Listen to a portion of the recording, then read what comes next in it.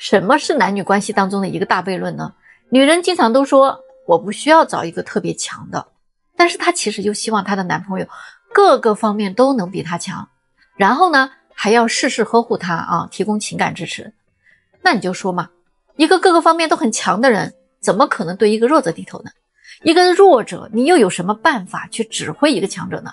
你用什么筹码来维持你们的关系呢？你们觉不觉得有好多男人把自己的工资卡都上交了，反而被这个女人拿捏了，人家拿着钱去挥霍，对吧？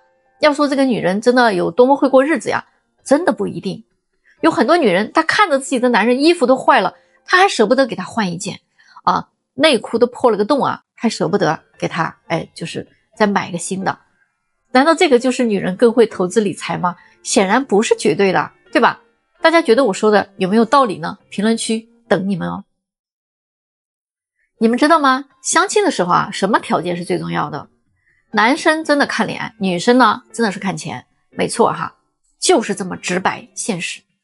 其他的条件呢也重要，但是不如这两项关键男生经济好女生颜值高，这两样就是打开心门的钥匙，就是敲门砖。你可能觉得这样说太肤浅了，但是事实就是这样子的。符合这些条件的人，他们的机会就是要比普通人要多得多。男生相亲第一眼就看女生的照片颜值不过关的话，基本就没戏了。要是顺眼的话呢，再继续了解一下其他的情况。女生呢，他们首先就看男生的经济实力，钱包厚不厚，然后他们才看性格、人品其他方面。所以不管怎么说，这些硬件条件就是快速通道，不可忽视。你们觉得我说的对吗？你们猜猜看现在在北京相亲市场上，到底谁是最难找对象的？其实现在呢，已经不是大龄剩女的问题了，也不是那些说没房没车的小伙子，而是那些有弟弟的女生。这个群体现在特别难脱单，只要男生一听说对方有个弟弟，立马人家就不考虑了。这个到底是怎么回事谁来解释一下？你们有没有发现只要这个人年纪一大，你找对象就比登天都难。为什么呢？因为年龄一上去，你要么遇到的就是一个特别挑剔的人，要么你遇到的就是一个被人家挑剩下的人。那么挑剔的那位他怎么都不会看上你的，而那个被挑剩下的呢，你又怎么都看不上他，对吧？别说找个啥都合拍的了，你这会儿就想找一个正常点的都好难的。你会遇到各式各样的奇葩，什么奇奇怪怪的人都会有。有没有同感？快来评论区聊聊哦。到底有哪几种女生她最容易被男人短择了？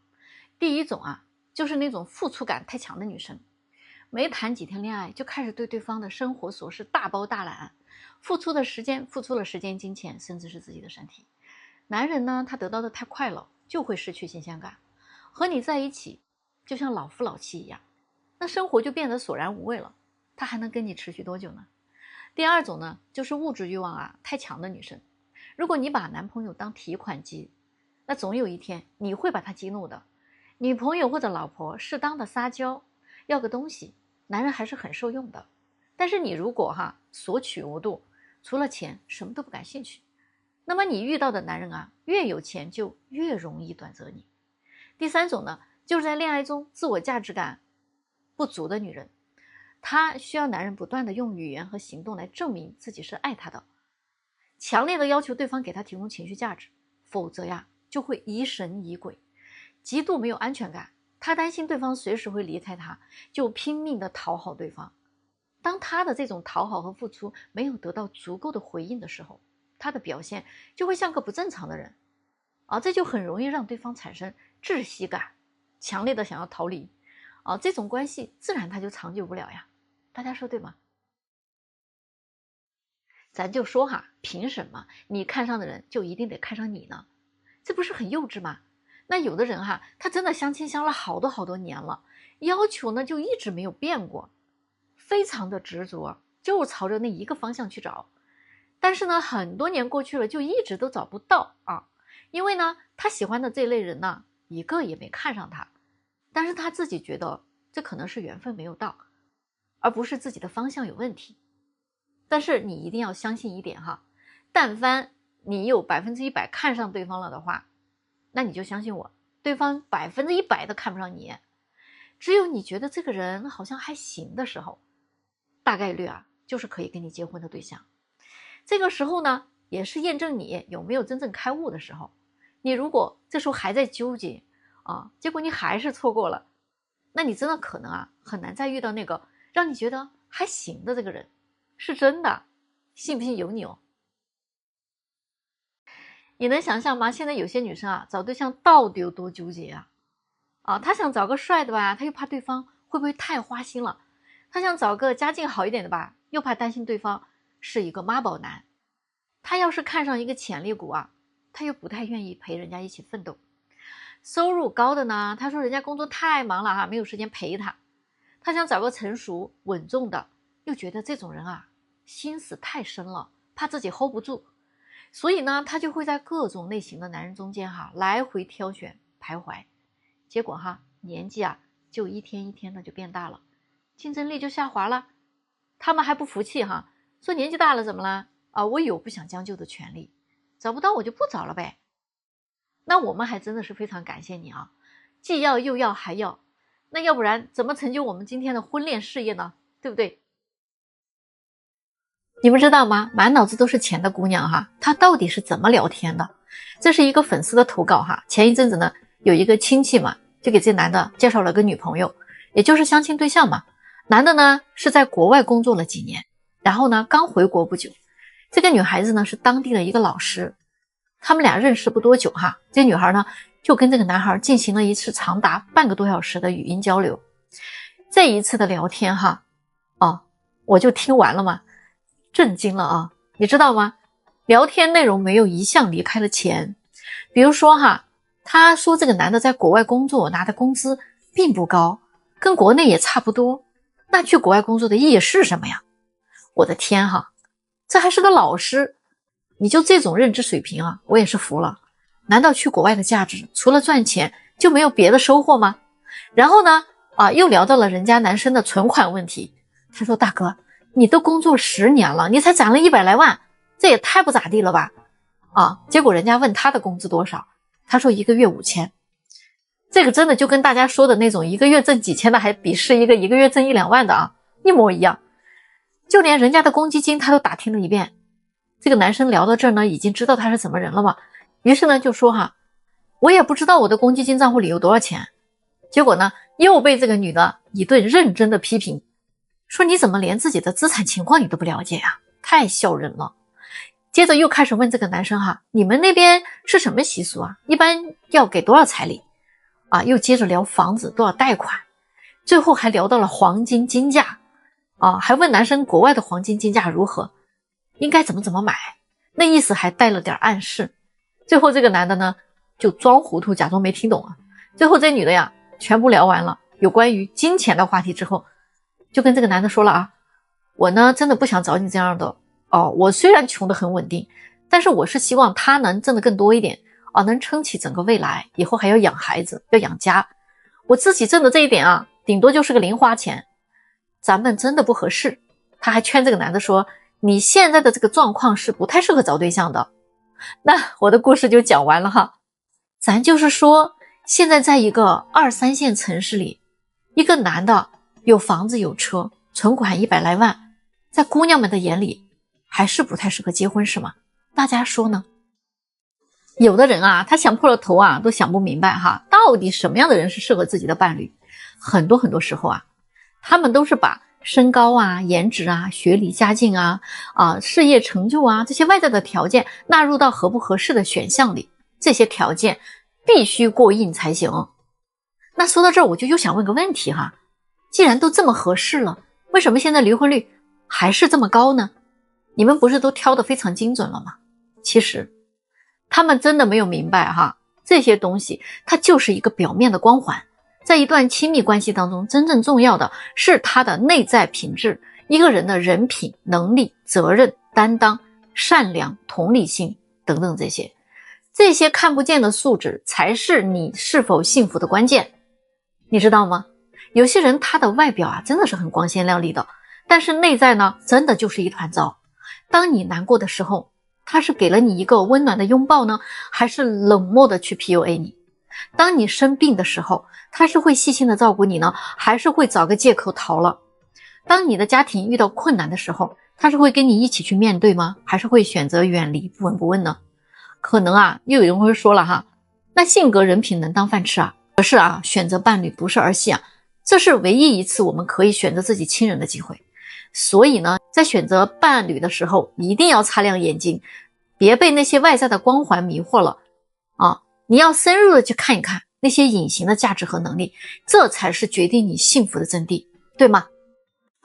我都发了1年多的视频了哈，我还没有好好的跟大家呢介绍过我自己。我是一名70后，出生在安逸的成都，这个城市大家很喜欢的吧？其实我也很喜欢自己的家乡，但是我现在在北京也生活了快20年了，我非常喜欢北京。曾经呢，我也是有一份体制内的工作的，由于自己不想过那种一眼就望到头的生活，再加上呢，当时啊年少轻狂嘛，所以我干了3年就辞职了。我做过服装批发，做过零售，摆过摊儿，也开过店。那个时候我赚到了人生的第1桶金。正因为如此呢，我后来也接触到了金融行业，那我也看到了这个行业的前景。不过呢，我是一个喜欢不断探索的人，在这个行业里啊，这几年我接触到了一位非常有前瞻性的人物。就是这位贵人，他提醒了我一件事情。他说，财会来，财也会去，人是要得善财的，你才能长久。因果是会循环的，求财一定要看路。所以后来我就琢磨了他的话，逐渐我就领悟了其中的意思，我就下定了决心要去做一件能积福报的事情，要做那种可以利益别人的事儿。这样的财，它才是干干净净的，多好啊！能够帮助别人，又能够利益自己，何乐而不为呢？那个时候我已经发现哈，不仅仅是在我的周围，整个北京、上海这些1线城市有非常庞大的单身群体，他们是孤独的、焦虑的、痛苦的。虽然这也是一种商机，但是呢，这更是一片庞大的福田。为什么不去帮助他们？为什么不去深耕它呢？当我12年辞掉金融行业高薪工作的时候，进入到了这样的一个行业，家里人包括身边的朋友，他们都不理解。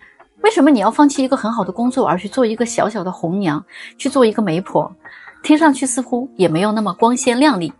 但是我不想做任何的解释，因为一个人他想做一件事情，没有必要一定要得到别人的理解和认可。所以我一直坚持自己的想法，走到了今天。这12年里，我就一直做着这一件事情，就是为那些在结婚焦虑的路上走着的人，为他们去找到人生的伴侣。传统的婚介都是只管介绍不管成不成的，我在这里呢，也从一个小白做到了首席红娘。在这个期间，我学习了大量的婚恋课程，用于实践之后呢，我发现相亲谈恋爱和生活中谈恋爱，它还是有本质上的区别的。如果在这个认知上有误区的话，可能你相再多的亲，你也成不了。基本上能相亲成功的人，要么就是碰运气，要么就是得到了正确的辅导，否则你的相亲之路非常的长。现在我凭着自己的专业，积累了10几年的资源和人脉，择偶精准定位加相亲恋爱辅导，帮助过几千人脱单，中间其实发生过非常多的故事让人难忘。所以我非常的感谢这么多年来一直非常信任我的客户，和在抖音里一直默默陪伴我和支持我的粉丝朋友们。这个故事有点长抱歉了。需要高效脱单的人赶紧关注我，一个不一样的红娘。大家有没有发现有一种非常神奇的男女关系，就是看得上你的人他都不会追你，那追你的人呢，你又看不上他。还有最关键的一点是，现在几乎没有人去追谁了，都是我暗示你一下，你要是没有 get 到，还特别高冷，那就拜拜了，下一位吧。大家说是这样的吗？你们知道吗？现在在1线城市出现了越来越多的新型穷人。什么叫新型穷人现在有些姑娘她来找对象，真的是只看这些表面现象。他们不知道现在经济下行吗？多少人都成为了这种新型穷人。不知道你们有没有发现现在北京这样的1线城市身边出现越来越多的这种人。他们都是住着200多万以上的豪宅，开着几十万以上的豪车，表面上非常光鲜亮丽，实际上呢没有一点存款，每个月呢还得还房贷还车贷，加上这2年生意的行情都不太好，时不时他的资金周转还不灵，还得去贷款，他搞一身的债务你身边一定有这样的新兴穷人，所以姑娘们不要一味的追求虚荣了，遇到这样的人，你还不如找一个普普通通的人来的踏实呢。大家说对不对呢？评论区有家长留言，未来的女婿你好，我是你未来的丈母娘，这个呢就是你未来的老婆，你看看这大眼睛高鼻梁大高个1.7米的标准身材，娶回家绝对没矛盾。就是有个问题哈，他不会做饭不过没事啊，他反正也不吃，你要是睡懒觉也没关系啊，反正他也不会早起。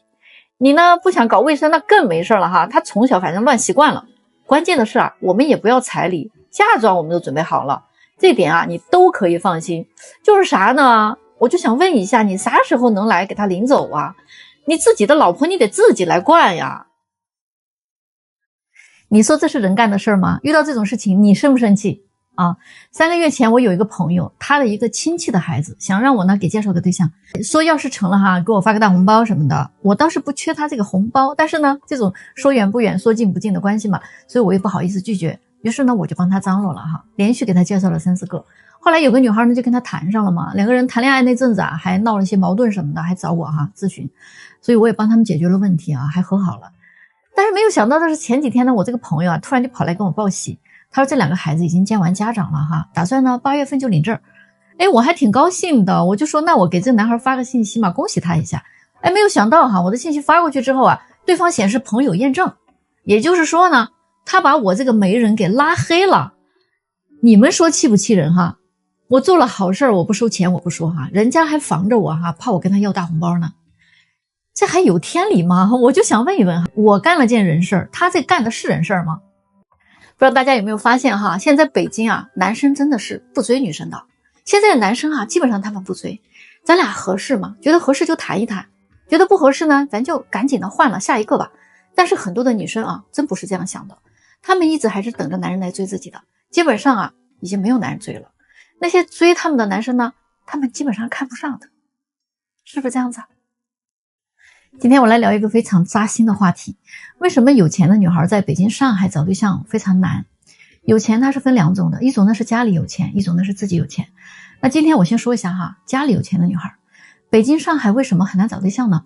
因为这种女孩她在北京上海实在是太多了，全国呢有很多有钱家庭的女孩都在往北京上海跑，小到一个村长，一个国企的小领导，一个处级干部，做生意有一定规模的小老板，大到级别很高的官员，上市公司的董事长、股东，做服装批发等等等等但凡手里有几个钱的，咱们且不说有几个亿就说有3、5千万这样的家庭的女孩，有一半以上都在北京上海。因为当地是满足不了他们见世面的这种梦想的，但是北京上海是可以的。而且这种家庭的父母呢，也不指望自己的女儿能挣多少钱，做他们想做的事就行，开心就好。而和他们一样的男孩都在老家呢，不管是搞房地产开发的，还是开矿的，还是做机械加工的，反正儿子呢都是在家里守夜的。而女孩呢，只需要实现他们的人生理想和爱与自由，所以他们都来了北京、上海这样的超级大城市。最终的结果就是父母有钱的女儿都在北京、上海，而男孩呢都在老家。那全国各地有钱的女儿都往北京、上海涌，他们又想找个门当户对的人结婚，结果供需就严重失衡了。你们说他们能好找对象吗？找对象一定要找爸爸当家的不管他们家是男孩还是女孩，如果这个妈妈当家的话，他们家这个儿子一定会有一点软弱敏感。女儿的话呢，就一定比较强势，脾气大，而且呢家族观念还比较差，亲戚之间的关系一般都不会很好。就这样的孩子他的格局也不会太大的。很多的人可能会觉得我说的有点夸张了挑起男女对立，真的不是你试一试就知道了。我最近听说了一对夫妻简直刷新我们的三观呐。他们的父母为了把这个价值800万的房子过户给他的儿子简直是刷新认知了。首先他父母先离婚，房子呢给了这个父亲，母亲呢净身出户，然后呢儿子跟儿媳妇呢也离婚，儿媳妇再嫁给这个父亲，也就是说呢她嫁给他公公，这样呢房产证上就顺顺利利有了他儿媳妇的名字。接下来呢公公再跟儿媳妇离婚，儿媳妇呢再和儿子复婚，然后呢父母再复婚，直到最后这个房产证上终于有了儿子的名字。这样一番神操作，总共花费才300块钱，却省下了50万的费用啊！我是北京红娘立新姐啊，促成了上百对姻缘，这样的事情我还头一回听说呢。关键是对于这件事情啊，你怎么看呢？咱们到评论区讨论讨论。大家觉得这样的问题哈，到底能不能答应呢？有一个家长嘛，他的儿子快结婚了，亲家那边呢就一个女儿，人家呢不要车不要房不要彩礼，还给陪嫁哈一套房子20万现金，但是唯一就有一个要求，如果生了2胎，孩子能不能跟着他们家姓？大家说他能不能答应呢？今天我们就来聊一聊大龄的有钱男生。来找我找对象的呀，有很多有钱的男生哈，条件是真的很好。他们当中有很多人呢，都有一个同样的想法，既要找一个温柔懂事的，又想找一个年轻漂亮的。那我就说吧，你只能选其一哈。有很多40多岁哈，离异还有孩子的，资产都过亿的大哥，想找一个25岁左右的，那么你觉得这个女生能图你什么？是吧？你也是从25岁这个年纪啊过来的。你25岁的时候，你身边有个女同学要是找一个40岁的大哥，你觉得他图什么呢？你心里没点数吗？怎么你成了大哥之后，你就想改变人性了呢？即便是你很有钱，你也只能在温柔懂事、年轻漂亮当中选一个，明白吗？什么叫有眼不识泰山哈？有些姑娘她来相亲嘛，明明见的是个富二代，但是她看人家穿了一件优衣库啊，就怀疑对方根本就没啥钱，纯粹就是个骗子。还有些女生因为男生要跟她 AA， 就认为这个男生是个穷鬼，拿不出钱还要跟女生 AA。还有一些女生哈，因为男生饭后打包看不起男生，她觉得这个男生啊就有点 low 嘛。其实这些男生才是被教育的很好的男孩，人家不物质不攀比，懂得珍惜资源，低调行事，尊重女性。但是这些美德在有些女孩眼里啊，那简直是这是穷人才穿的衣服好不好？这是穷人才干的事儿好不好？但是实际上哈，每个人对于这件事情啊，他真的有不同的理解。有钱人真的不一定他就是靠这些来炫富的，就好像北京人炫富，人家会说走去我的四合院坐坐，在你看来这不就是几百年的破院子吗？有什么好稀罕的？广州人炫富说走吧，陪我去搜房租。贵州人炫富会说走，咱俩去整2瓶茅台。如果是你在相亲，你会用什么样的方式让女生知道你是有钱的呢？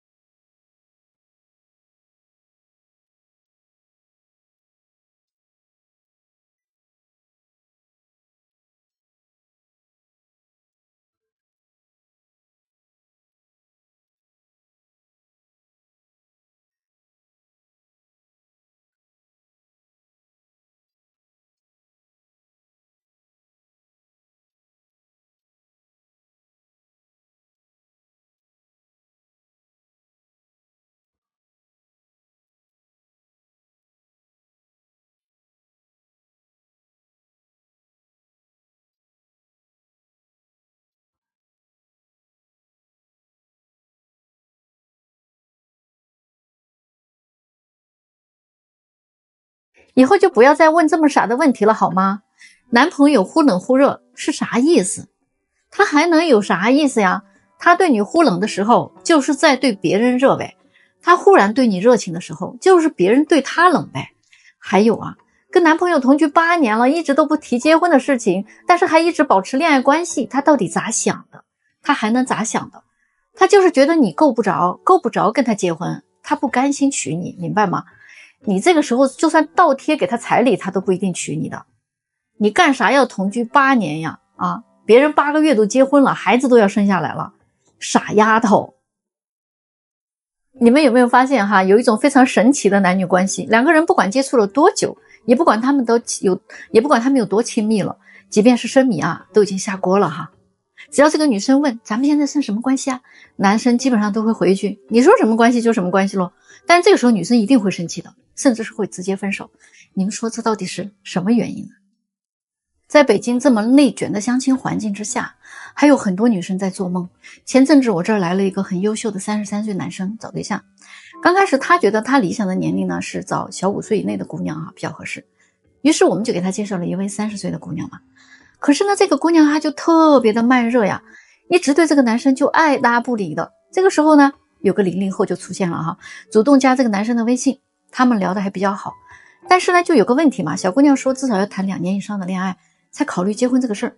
可是这个男生家里边啊催得那么急，他可等不起啊，所以呢，他就主动的放弃了这个00后。就在这个时候哈，意想不到的事情啊发生了。他最近参加了我们一个线下活动嘛，结果呢就认识了一个离异的女性，就比他小了2岁。这个女生呢就没有小姑娘那么多的顾忌哈，特别的大方，也很主动。而且呢，人家还是北京本地的，家里条件还不错，人家什么都不缺，长得还漂亮。那小姑娘不懂的，人家都懂哈；小姑娘不会的，人家也会啊。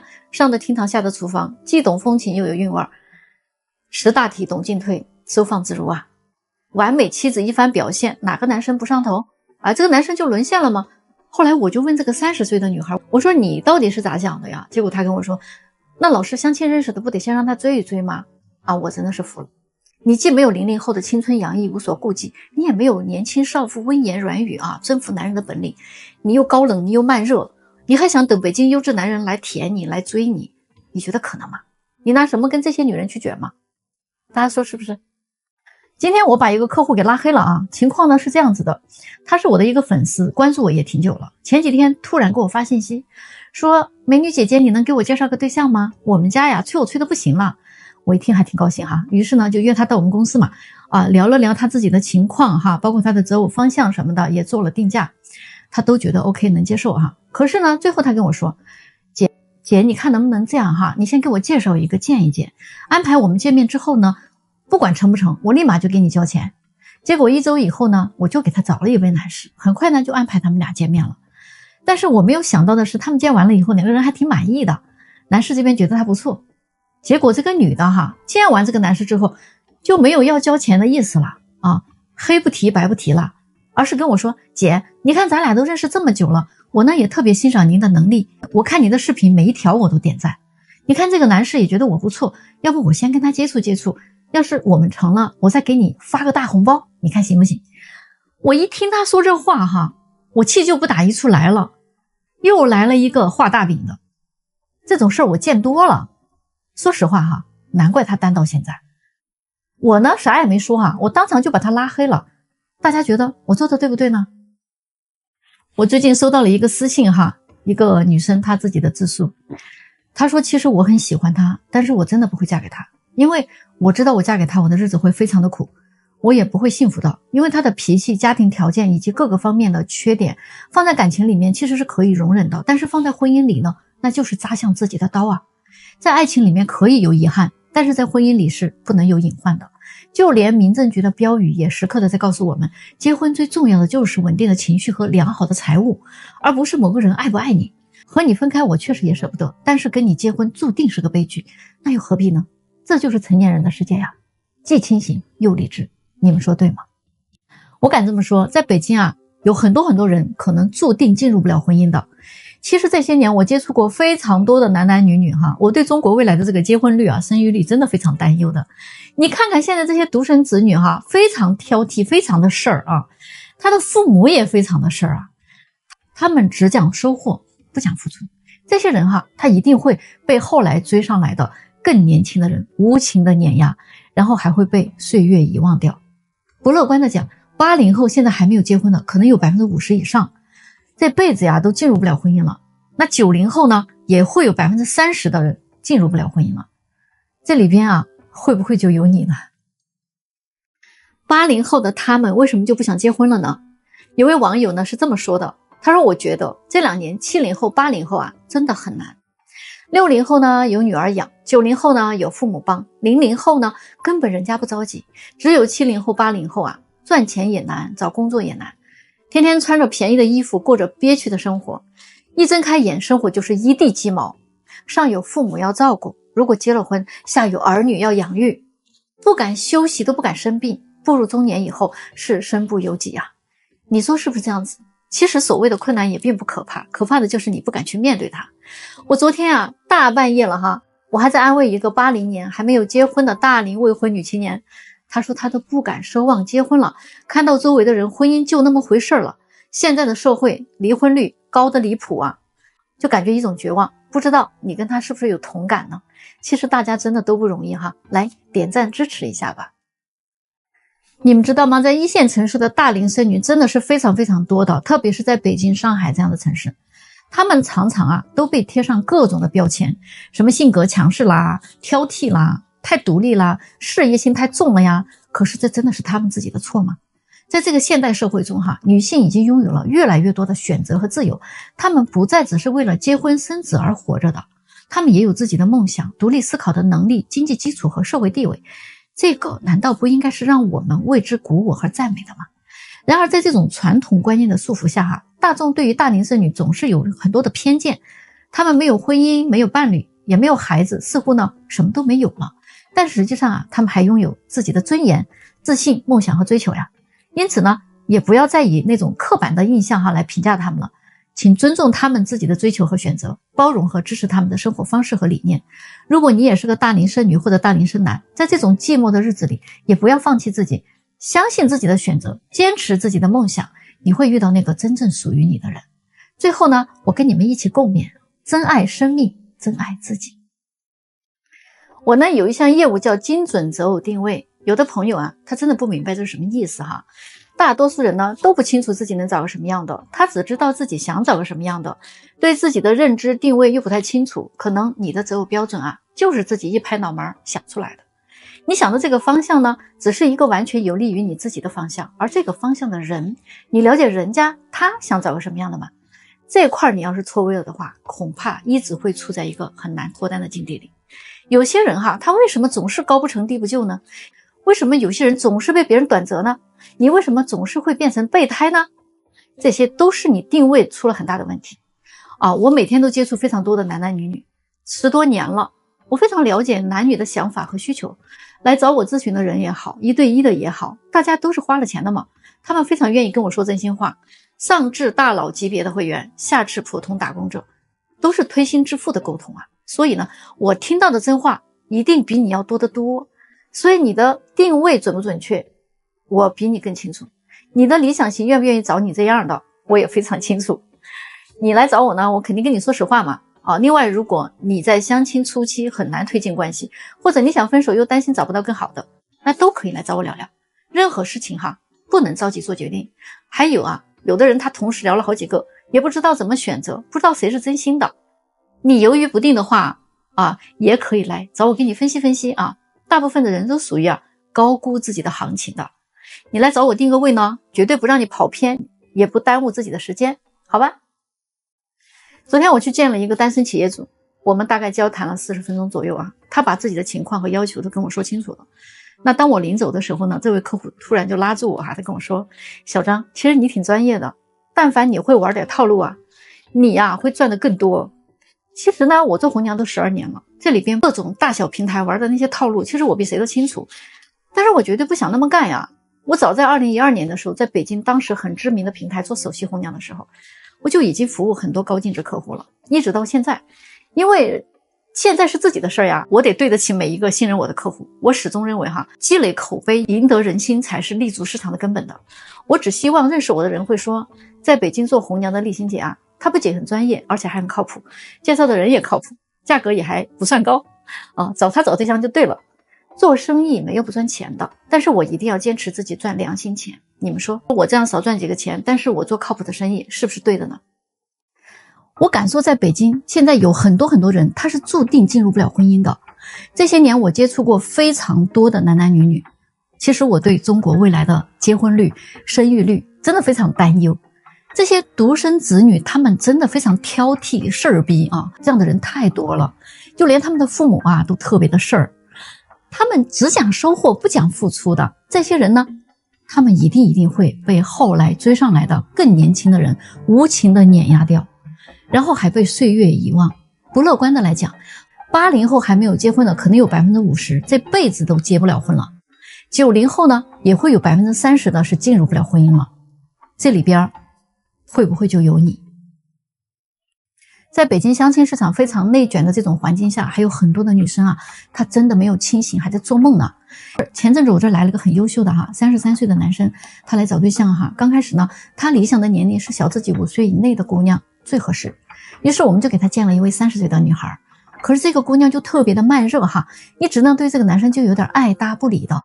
这个时候呢，就有一个00后嘛，就很主动加了这个男生的微信，结果他们就聊得很火热。可是有个问题啊，小姑娘说至少要谈2年以上的恋爱才考虑结婚这个事儿。可是呢，这个男生家里催得很急啊，所以他等不起。这个男生就主动放弃了这个00后。那就在这个时候哈，意想不到的事情发生了。他最近呢就参加了我们一个线下活动嘛，结果就认识了一个离异的女性，就比他小2岁。这个女士呢，说实话哈，人家呢就没有小姑娘那么多顾忌了，特别的大方主动，而且呢她还是北京本地的，家里条件还不错，什么都不缺哈，人家长得还可以。那些小姑娘不懂的人家都懂啊，小姑娘不会的呢人家也都会，上的厅堂下的厨房，懂风情有韵味儿。你想想哪个男人对于这样的女生他会不上头啊，对不对？所以这个男生一下就沦陷了嘛。后来我就问那个30岁的姑娘，我说你到底是咋想的呀？结果她的回答是那相亲认识的不得让他追一追才行吗？我真的是服了。